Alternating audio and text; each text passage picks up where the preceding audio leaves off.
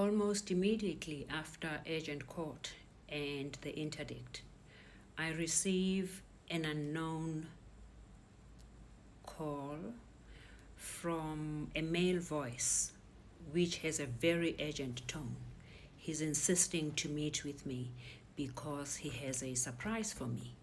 And I say, sir, I don't know you and I don't like surprises. Also, I'm out of the country. I'm not in South Africa, so I cannot meet with you. Can you tell me what this is about? And he says, okay, they have purchased the latest model of my vehicle for me as a gift. But in presenting it, there are terms and conditions. So I tell him I don't like freebies and I don't accept gifts from people I don't know. I don't need a car. I don't need anything. So I thank him profusely and I say thank you very much for your kind gesture, but please don't worry about me. I'm good.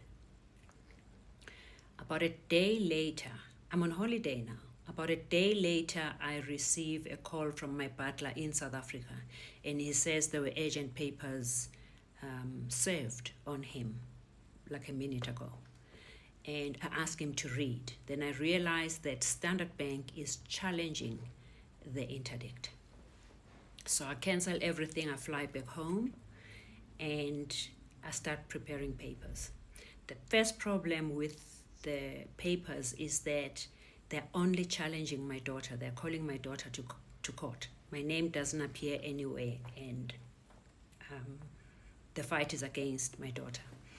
So I do a joinder application to be enjoined as a party. I motivate why I'm supposed to be a party to this process. And then I respond to their papers. We file everything, we go to court, I think it's the 22nd of December 2016. This matter lasts for 3 days because Standard Bank thought it's just going to be a hit and run. They bring top lawyers and senior counsels. We've got no one. It's just my daughter and I. So we go, and my attitude that day is that I know Standard Bank has got deep pockets, but I have a brain, I have integrity, and I have all the evidence I need to prove my case. We get to court, they refuse to allow the judge to hear me. They put my daughter on the stand. They are grilling this child. They are tearing her into small pieces. At some point, I realized that, what is this? Like apartheid times. I'm being bullied for something, I've done nothing wrong, and I'm being bullied like this. I remember feeling the table. You know, they've got those wooden tables. I remember feeling the table to feel, does it make a sound that people can attend to me?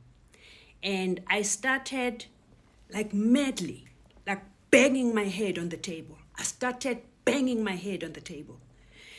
And I remember it was Judge Fourie. I remember the judge said that there's something wrong happening there. What's happening?